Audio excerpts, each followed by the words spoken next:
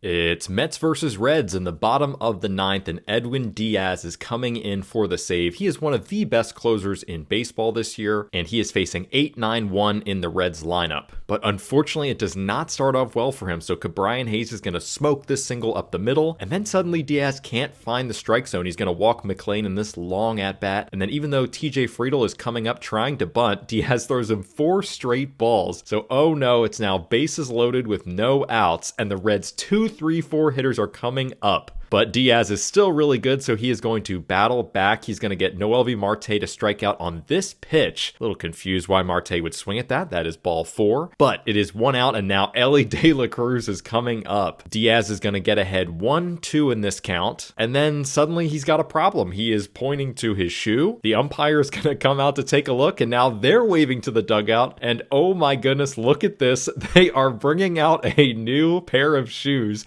Have you ever seen this happen before?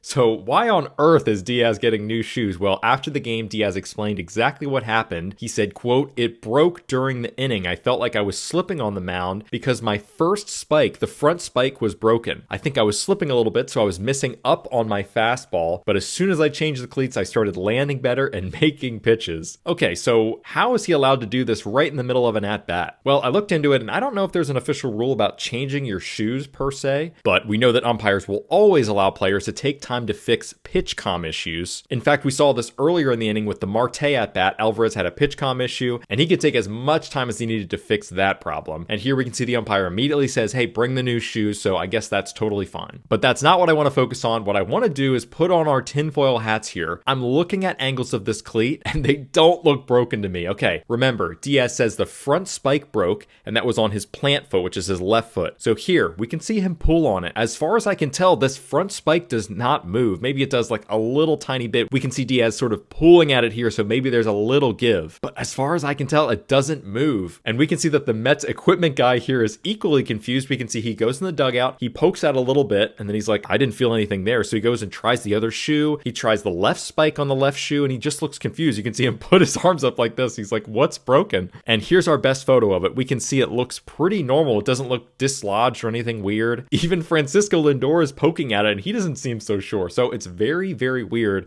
It's not like obviously broken. Now, that being said, I am going to give Diaz the benefit of the doubt here. As we can see with all these pitches, he's missing up on the arm side. Every single fastball is up in the same spot. Diaz is such a good pitcher, so that is pretty suspicious to me. Even if that spike is wobbling a little tiny bit, that could be the difference between a ball and a strike. So I do think I still believe Diaz, even though the evidence is not conclusive. And like he said, Diaz does pitch better after the shoe change. He's going to strike De La Cruz out on a pitch right down the middle, and then he's going to get Gavin Lux to ground out. We can see this awesome play by Acuna to win the ball game. So Diaz changes shoes, he gets out of the jam, and unfortunately for the Reds, they're going to lose on Baseball Reddit's favorite term, a noble tiger. And if you haven't heard of this before, that stands for no outs, bases loaded ending with team incapable of getting easy run. Yes, I'm serious. If you're on Reddit, you know the vibes.